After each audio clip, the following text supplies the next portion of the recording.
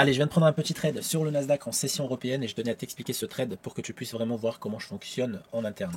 J'espère que tu vas bien et que tu es en forme. Donc, c'est King de Les Bons Traders qui te parle et qui est en live trading avec toi. Donc, ici, on est sur une configuration de retour à 21 800 après une belle impulsion en deux vagues. On arrive sur la grosse mèche qui est juste là, la grosse mèche de 30 minutes, de 5 minutes, pardon, qui est juste là, qui a propulsé le prix vers pas le plus haut de la veille, mais vers. Le plus haut de la session de ce matin, d'accord. Et donc j'ai décidé de prendre position parce que j'ai une petite stratégie qui fait que je peux me permettre d'intervenir, on va dire, avec un seul contrat et en plus sur compte financier. Alors pendant que ça marche tout ça, je vais juste te montrer quelque chose d'assez sympa. C'est qu'en ce moment j'utilise MyFonded Future, d'accord. Je me suis financé chez eux, c'est pas un placement ni d'affiliation ni rien, mais juste pour que tu puisses comprendre. Et j'utilise ce challenge là, le starter qui est à 97 $, ça coûte que dalle, et il y a un potentiel de faire x10 sur son investissement parce qu'on peut retirer jusqu'à 1250 le premier payout au bout de 5 jours si on fait plus de 100 $ par jour, d'accord. Donc c'est des moi je pense que c'est des conditions qui sont pas très très compliquées. En plus c'est en EOD, un end of the day, avec un drawdown de 2005 pour un target de 3000. Bien sûr il y a un daily drawdown pour la journée, ok.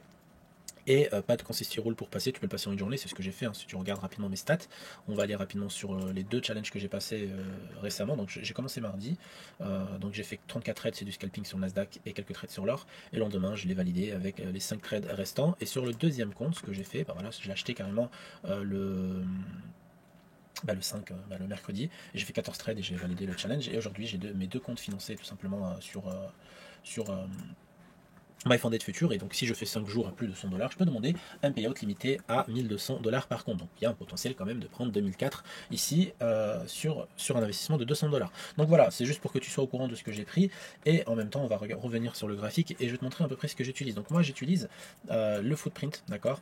J'utilise le footprint. Là par exemple j'ai détecté qu'il y avait une grosse exécution de volume, d'accord. On voit ici 150, 202, 307 avec un delta de plus en plus de négatif, ok. Et là pareil, on a un delta positif, donc on a une petite absorption ici parce que la bougie elle était plutôt verte au début, avec un volume aussi qui est pas mal. Donc là on commence à quand même se rapprocher de mon stop loss, mais je vais vous montrer ce que je vois sur l'autre écran. Donc je vois ça, je vois qu'il y a la VWAP en fait, ils sont venus chercher la VWAP, et là ils sont en train de rejeter la VWAP. Donc si on rejette VWAP, je pense qu'il y a moyen que le marché reparte tranquillement, et le but c'est de prendre entre 100 et 300 $ sur ce trade sans aucune difficulté avec un seul contrat, parce qu'on n'oublie pas qu'une fois qu'on est fondé sur mes Funded Future avec le plan starter, celui-là là, hop, on a ce qu'on appelle le scaling rule qui va se mettre en place. Ça veut dire que jusqu'à 1000 $, on peut utiliser qu'un contrat. Au-dessus de 1000 $, on peut utiliser deux contrats.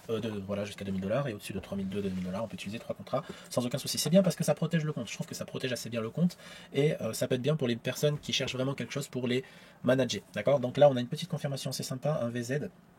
Une grosse zone de valeur qui s'installe à ce niveau-là. On voit qu'il y a une belle petite absorption aussi parce qu'on a un delta négatif, un volume, on va dire, proche de la normale. Donc voilà, il y a moyen que ça reparte tranquillement. C'est pour ça que je voulais te faire cette petite vidéo. Ce que j'utilise en plus sur mes autres écrans, donc oui, ça peut être des outils supplémentaires. J'ai mis ma ProSuite avec des Nirenko. J'aime bien le Nirenko parce que ça me montre le momentum sur du court terme pour la journée. Donc 9, 17, 9 ticks en trend, c'est-à-dire qu'à chaque fois que le marché va monter après un retournement de 17 ticks, donc on va prendre l'exemple de ça, par exemple là, ici, la bougie rouge elle fait 17 ticks, la bougie rouge elle fait 9 ticks, ok.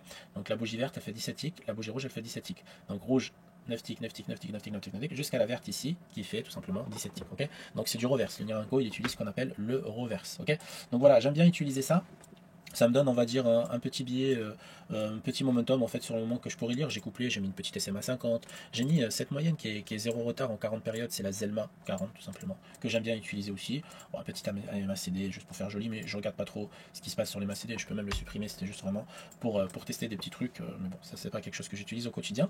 Et le but c'est de prendre des pullbacks ou des breaks sur le Nasdaq. Alors, les pullbacks, on peut les trader généralement sur la session européenne sans aucun problème, mais les breaks, c'est plutôt pour de la session américaine. Donc voilà, mon petit trade, du coup, il est arrivé sur des zones algorithmiques ultra sympas. Ok, donc là, on a ce qu'on appelle la VWAP, qu'on a vu tout à l'heure ici, et je peux même la voir ici, ok, donc ça c'est un autre truc, et en même temps les 21 800, donc pullback sur un level symbolique, sur le high daily, etc. Donc voilà, donc le stop loss il est un tout petit peu serré quand même, hop, je vais juste le décaler, et le TP je vais aussi l'écarter un peu. Le but c'est pas de sortir au bout de 50 ou 100, hein. Le but c'est vraiment de prendre jusqu'à 300 $, donc on va voir comment le marché va bouger. Donc je mets pause pour accélérer un peu le processus, et on se retrouve juste après pour le résultat, SL ou TP, parce que le processus marche super bien. J'ai validé deux challenges en 2 jours, un en une journée et un autre en 2 jours, donc il n'y a pas de raison que ça ne marche pas en live, d'accord. Tant qu'on respecte la méthode, la stratégie. Certes en challenge j'étais beaucoup plus agressif, je vous cache pas, je suis allé en un contrat jusqu'à 500 $ de profit, et après j'ai doublé 2 jusqu'à 1000, et à partir de 1000 $, j'ai commencé à trader contre 3 contrats. Donc voilà, c'est pas grave. Bon, ça range, ça range, ça range, donc c'est pas très profitable pour le moment de mon côté, mais c'est un peu normal, on est en session européenne, on est sur un actif US, donc on va patienter. Ça explose enfin à l'achat, donc après cette belle petite accumulation. Donc on n'est toujours pas à l'abri hein, que ça reparte, parce qu'on reste quand même en haut de l'accumulation maintenant.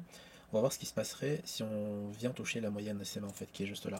Donc on va voir pour le moment, ça range encore, mais c'est plutôt dans le vert. Bon, voilà, c'est reparti dans le rouge. Donc on va voir comment ça va se passer maintenant encore une fois, parce qu'il est 11h05, on a quand même des clôtures horaires.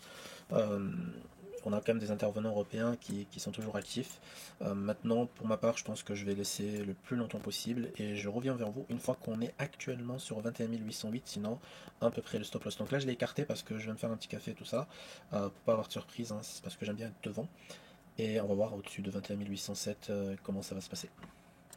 Allez, c'est parti, on est sur la moyenne, donc il est temps quand même de protéger son profit, et pas trop non plus, hop, voilà, pas trop non plus, et faire en sorte maintenant de suivre le trade jusqu'à à peu près, je pense 200, 250, 300 dollars, c'est vraiment pas mal. Donc on va voir l'idéal maintenant de voir si le marché en fait va venir travailler sur plus haut avec agressivité ou pas, et faire en sorte bien sûr de se positionner, de placer correctement son stop loss et profiter d'un momentum. Et bien sûr on se limitera toujours à 350 dollars de profit, parce que j'aimerais bien quand même faire un petit retrait de 1000 dollars par contre pour tester un peu le processus de MyFunded Future, et au bout de 5-6 jours avoir un profit quand même de, on va dire de 2000 dollars hein, par semaine, c'est vraiment pas mal. Donc voilà, on va surveiller ça de très près. Si ce genre de vidéo t'a plu, n'hésite pas à mettre un petit like, petit commentaire, et pourquoi pas t'abonner, rejoindre le Discord, de Telegram, et bien sûr faire l'aventure avec nous.